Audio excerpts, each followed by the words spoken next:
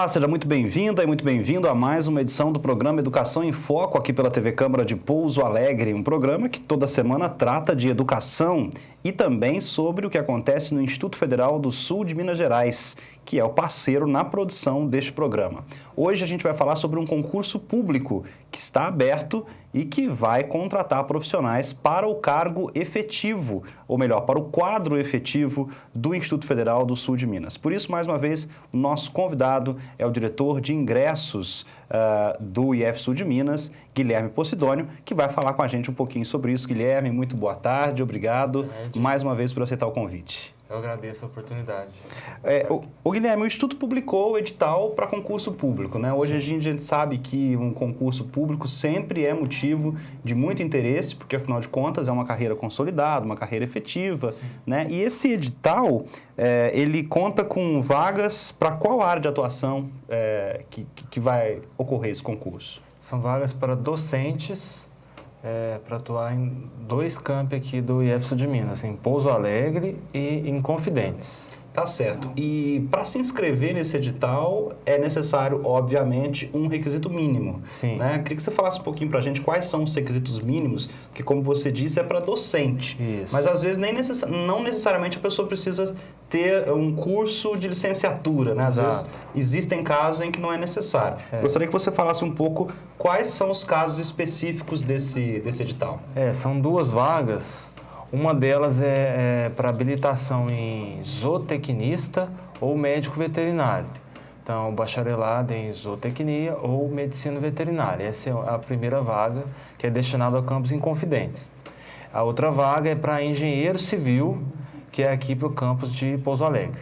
Tá certo. E no caso dessa engenheiro civil, apenas essa habilitação, quer dizer, não existe nenhuma correlata que ele pode entregar. Não, ele tem que ter o curso de engenharia civil. Essa é a habilitação mínima, o que ele tem que ter para concorrer ao concurso.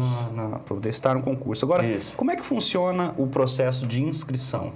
É um processo online, né? Ele vai entrar na página do concurso, de IF Sul de Minas, preencher lá os dados que são solicitados para fazer a sua inscrição, e imprimir a GRU, né, que é o boleto para fazer o pagamento, e efetivar a sua inscrição. Tá certo. E nesse primeiro momento, ele tem que enviar alguma documentação depois que ele faz esse processo de inscrição, ou apenas online e pagando já está tudo certo? Não há necessidade de enviar nenhum documento, é somente na hora quando ele é aprovado e vai tomar posse, é que ele tem que providenciar a documentação para se ingressar. Ele vai pagar apenas a taxa agora de R$100 para fazer a inscrição bom, já que você falou do valor da taxa, né, que é de R$100 para fazer essa inscrição no concurso, até quando que ele pode pagar essa taxa e até quando, inclusive, que ele pode se inscrever para esse concurso, né? Já tá acontecendo? Já está acontecendo. O último dia para inscrição é o dia 8 de junho e o último dia de pagamento da GRU é o dia 9 de junho. Tá certo. Agora, bom, em alguns editais, né, os candidatos podem solicitar isenção total ou parcial do valor da taxa. Nesse edital também é possível? Ele foi possível. Até o início da semana, o candidato poderia enviar o seu número de identificação lá, né, do NIS, para fazer o pedido de isenção, mas agora não é mais possível, já não tem tempo, encerrou o prazo. Agora quem quiser tem que... E quando acontece de ainda estar no prazo, aí sim tem uma documentação a ser enviada, né? Porque ele tem que comprovar. Na verdade é o seguinte, ele tem que informar o número do NIS, que é o número de identificação social. Então ele não precisa enviar, ele já teve que entrar com um processo na prefeitura da cidade, né, e levar o documento na prefeitura. Para nós, não há necessidade nesse caso. Basta ele ser cadastrado nesse NIS. E ele informar o NIS, aí ele informa os dados e a gente consegue verificar dessa forma. Tá certo. Então, na verdade, quando há isenção de taxa, esse é o critério, quer dizer, sim, ter o número de identificação social, e aí tem que provar que ele tem uma renda, que ele tem uma renda, né, que não permite baixa, a ele, isso, pagar R$100. Que ele tem uma renda mais baixa e pode ter esse benefício. Tá certo. Agora, bom, esclarecidas essas questões, né? Como é que funciona o processo de seleção para docente no Instituto Federal? Até porque a gente sabe que é uma carreira interessante, né? Uma carreira que tem um salário inicial aí que grande parte das carreiras não tem, e para aqueles que são titulados, né? Com mestrado, doutorado, isso fica mais atrativo ainda. Mas, então, claro que deve ser um concurso bastante concorrido. Mesmo para profissionais como engenheiros e veterinários. Sim. E zootecnistas. Agora, como é que funciona o processo de seleção? O concurso ele tem 3 fases, né?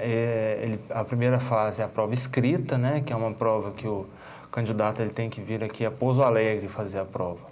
No dia 25 de junho, né? A gente vai divulgar posteriormente o horário dessa prova, mas a data já está definida.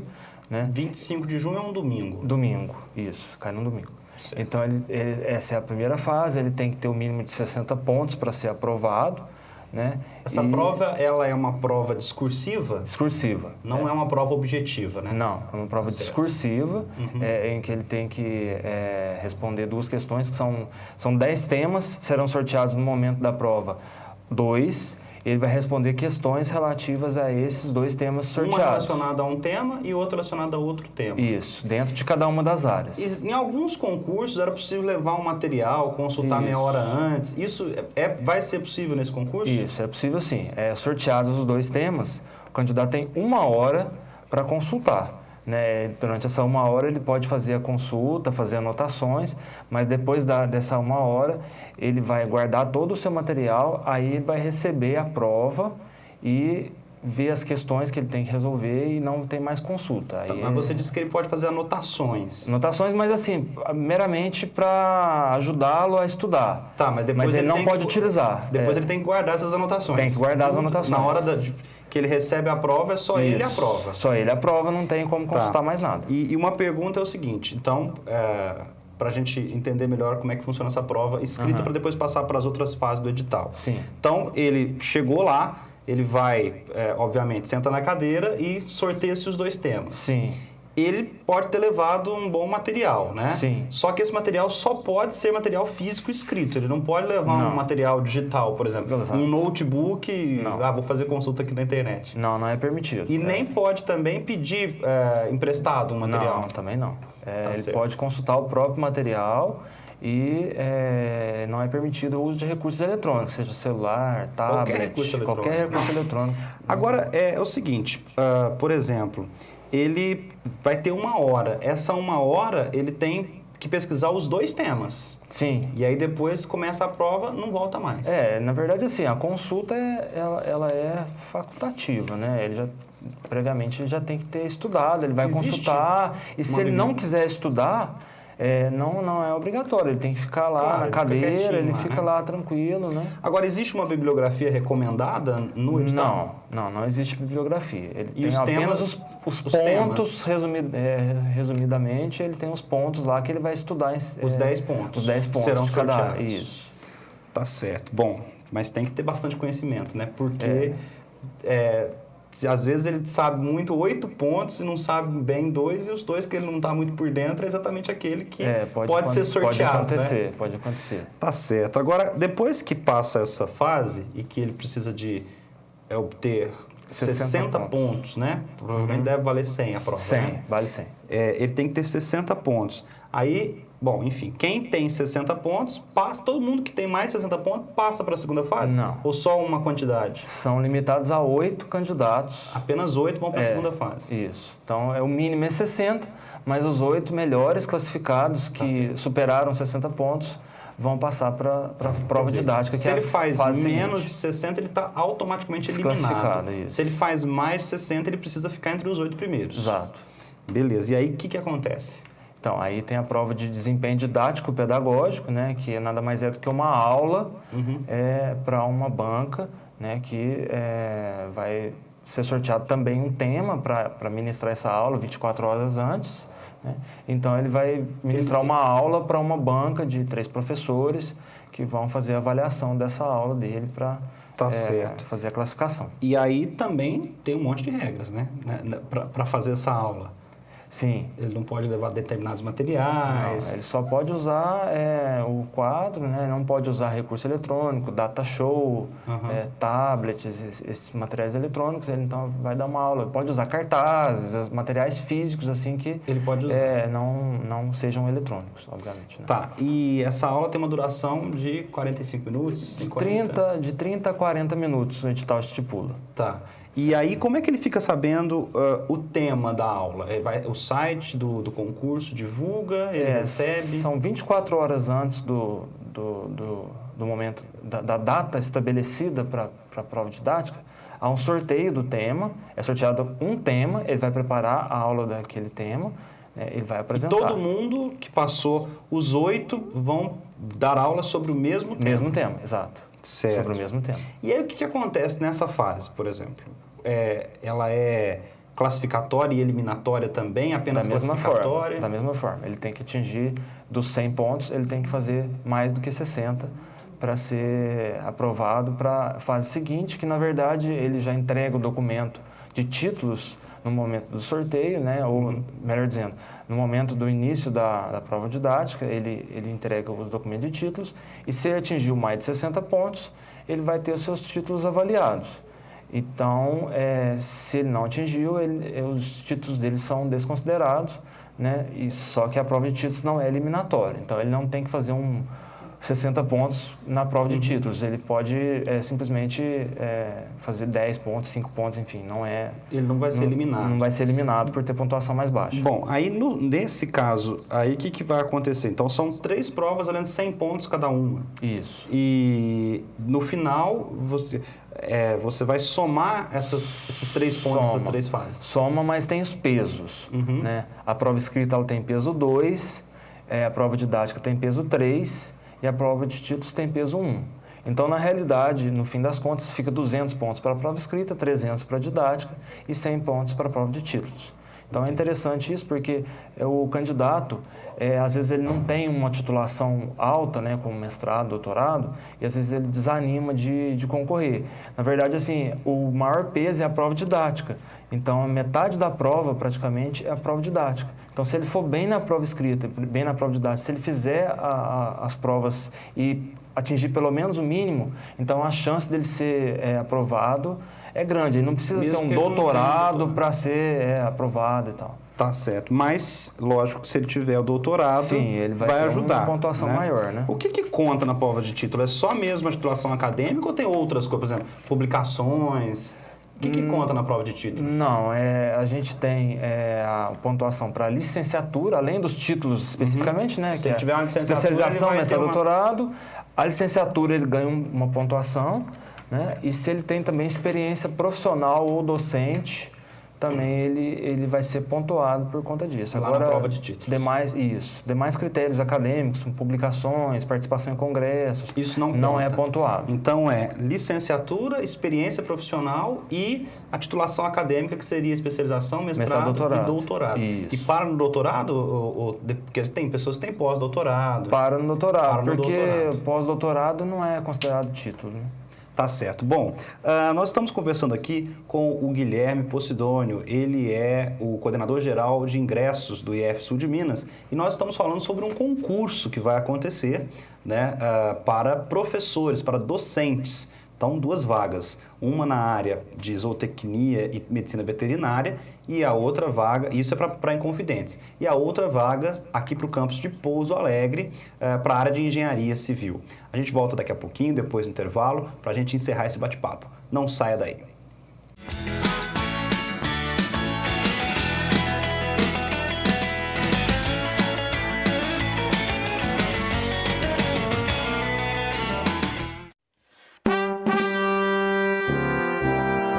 Conheça quem são os vereadores da legislatura 2017. Mesa diretora. Presidente, Adriano da Farmácia, Partido da República. Vice-presidente, Leandro Moraes, Partido Popular Socialista. Primeira secretária, professora Marileia, Partido da Social Democracia Brasileira. Segundo secretário, Bruno Dias, Partido da República. Segundo vice-presidente, Dr. Alindo da Mota Paz, Partido da Social Democracia Brasileira. Os demais vereadores são Adelson do Hospital, Partido da República, André Prado, Partido Verde, Campanha, Partido Republicano da Ordem Social, Dito Barbosa, Partido da Social Democracia Brasileira, Doutor Edson, Partido da Social Democracia Brasileira, Odair Quincote, Partido Popular Socialista, Oliveira, Partido do Movimento Democrático Brasileiro, Rafael Aboláfio, Partido Verde, Rodrigo Modesto, Partido Trabalhista Brasileiro, Wilson Tadeu Lopes, Partido Verde.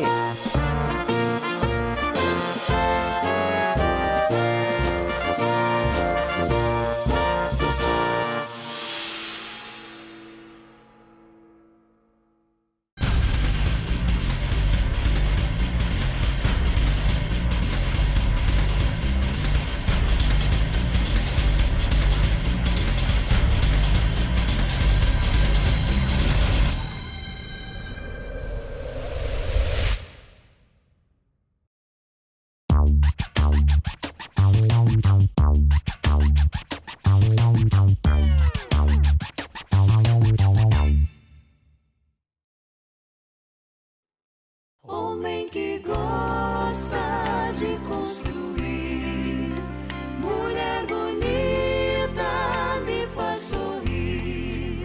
Cidade cresce, vai se expandindo, já é orgulho pro meu país. Vive, trabalha, estuda e é feliz. Aqui o sonho é realidade. Quando cheguei aqui para viver, eu consegui tudo que sempre quis.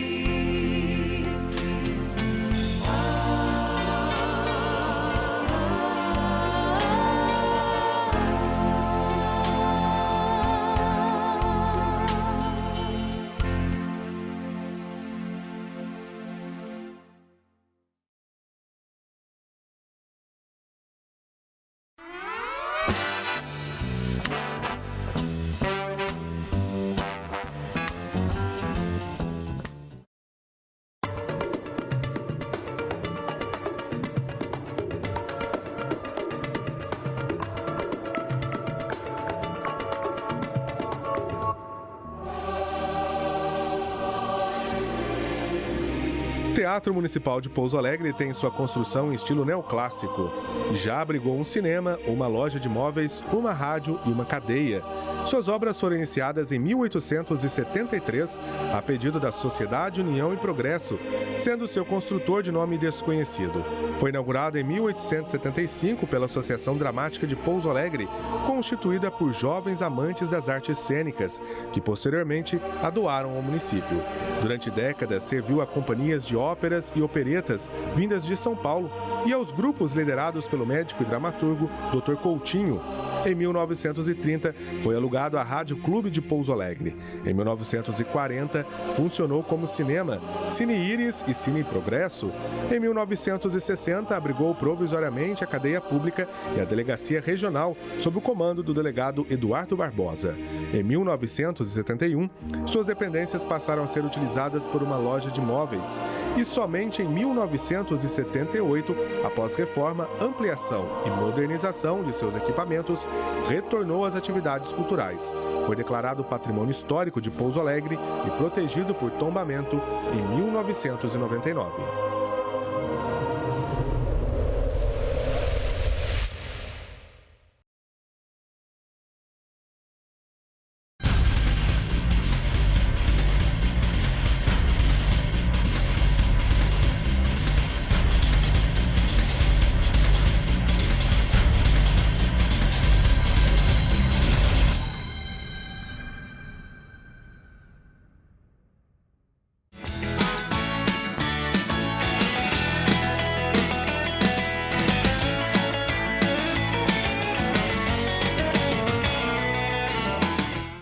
E nós estamos de volta com o programa Educação em Foco aqui pela TV Câmara de Pouso Alegre. Hoje nós estamos falando sobre um concurso que está com inscrições abertas para selecionar docentes para o quadro efetivo do IF Sul de Minas. Então, professor aí da rede federal, são 2 vagas, uma para o campus Inconfidentes, na área de zootecnia e medicina veterinária, e uma vaga para Pouso Alegre, aqui para o campus de Pouso Alegre, na área de engenharia civil.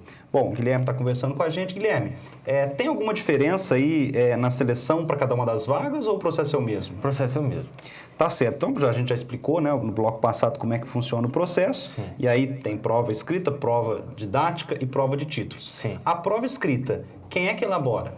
Há uma banca examinadora composta por 3 professores, né, que podem ser professores de institutos federais, universidades federais e mesmo universidades particulares, né, de destaque. Isso o Instituto convida? Convida. O Instituto convida professores externos e tem uma composição assim, de um professor nosso e 2 professores de outras instituições. Tá, e aí a mesma coisa vai acontecer na prova de desempenho didático-pedagógico, quer dizer, Isso. uma banca formada por professores que não são, às vezes, do quadro do IF Sul de Minas, são de outras Isso. universidades, também pode...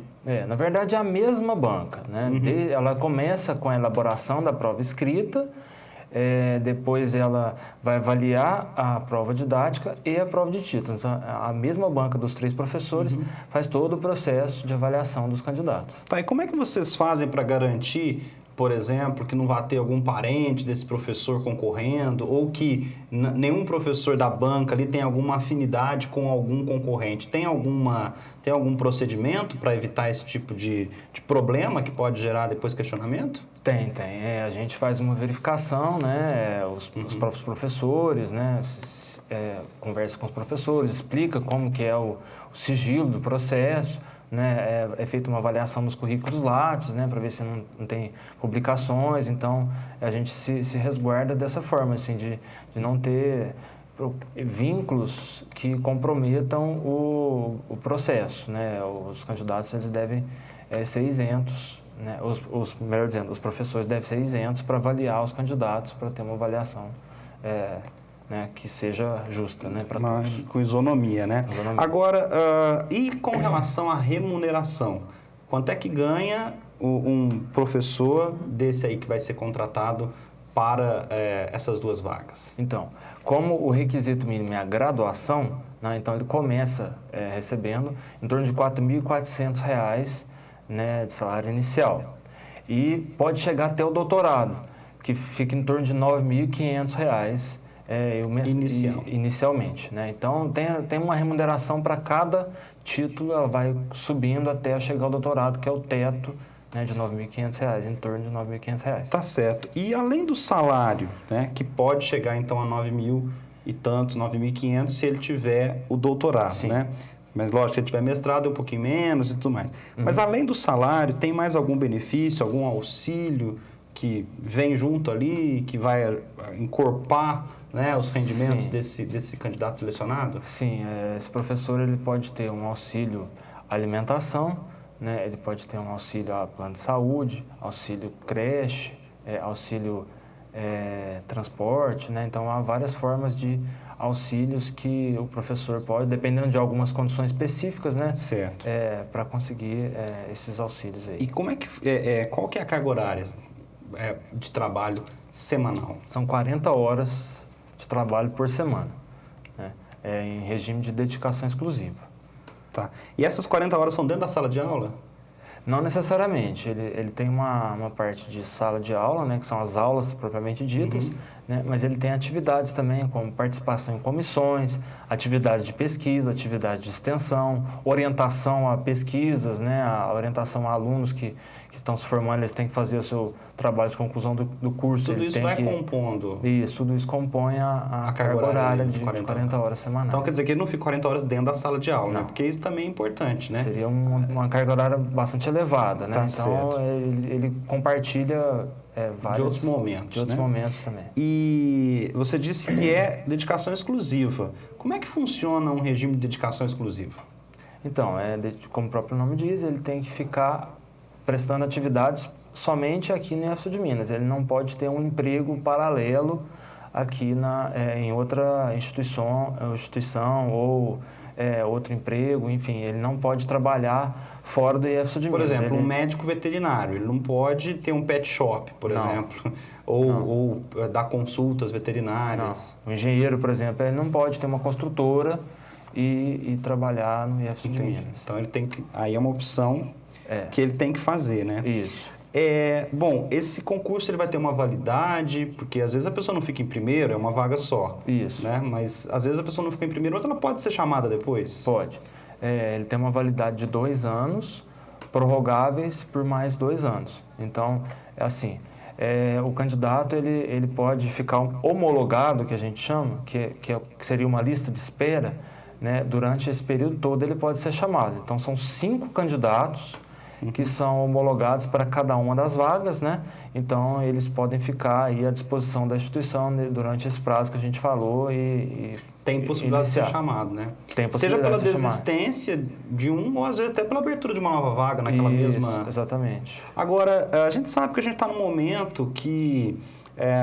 assim, até devido à situação econômica, né, das contas públicas, os investimentos, né, na expansão da rede, eles estão bem curtos dos últimos 2 anos. Sim. E isso, de certa forma, vai refletir bastante na questão da abertura de novos concursos públicos. Nós temos, como é que está essa situação? A gente tem, por exemplo, previsão de abertura de novos concursos para o IF Sul de Minas, ou a gente está parado? Não, por enquanto, assim, a gente já tem um quadro praticamente completo, né? Então, a gente vai fazer agora concursos meio que de reposição, né? De mão de obra, né? Professores que se aposentam, mesmo técnicos, né? Aposentadorias, vagas novas, elas estão um pouco mais complicadas nesse momento, né? Não tá previsto nesse curto prazo. A gente chegou a ter 3 concursos por ano, com 15, 20 vagas em várias áreas, né? Quer dizer, essa já não é mais uma realidade. Não é mais uma realidade. Nos últimos 5 anos nós fizemos, pelo menos, contando concurso de técnico e docente, pelo menos 3 concursos por ano, com uma grande quantidade de vagas e mais pessoas sendo chamadas, que às vezes faziam um concurso para uma área, era uma vaga. Aí surgiu uma nova vaga, chamava para outros campi, né? E foi sendo composta a mão de obra, a equipe dos campi do IF Sul de Minas. Né? Tá. Só para que as pessoas consigam, né, de repente, entender um pouco o que a gente está falando. Como que surge uma nova vaga dentro do quadro de uma instituição federal, por exemplo, uma instituição pública? Sim, o MEC, que é o ministério que nós estamos subordinados, né? Ele faz a liberação de códigos de vaga, né, que são publicados e permite à instituição fazer seus concursos, contratar a sua mão de obra. Tá. E quando alguém se aposenta ou sai por algum motivo, exonera, né, do serviço público, aquela vaga fica ociosa. Sim. O Instituto precisa de autorização do MEC para fazer um novo concurso? Não. Ou ele pode simplesmente repor a vaga? Ele pode repor a vaga, não precisa autorização. Uma vez que o MEC libera a vaga, o Instituto ele tem autonomia para depois preencher essa vaga no momento que ele achar conveniente, na hora que ele se quiser fazer concursos e tudo mais, né? Bom, Guilherme, para a gente poder encerrar aqui, né, a conversa e também já informar os nossos telespectadores a respeito do que nós estamos falando, então, só resumindo, é um concurso para a contratação de docentes, né? Sim. Esses docentes, eles vão ter uma carga horária de 40 horas por semana, mas sempre lembrando que essa carga horária de 40 horas, ela não é cumprida 40 horas dentro da sala de aula. Em geral, a média aqui no Instituto está 15 a 20 aulas, né? Sim. Dentro da sala de aula e as outras horas são outros projetos que são desenvolvidos dentro da esfera do campo de atuação desse professor. As inscrições vão até o dia...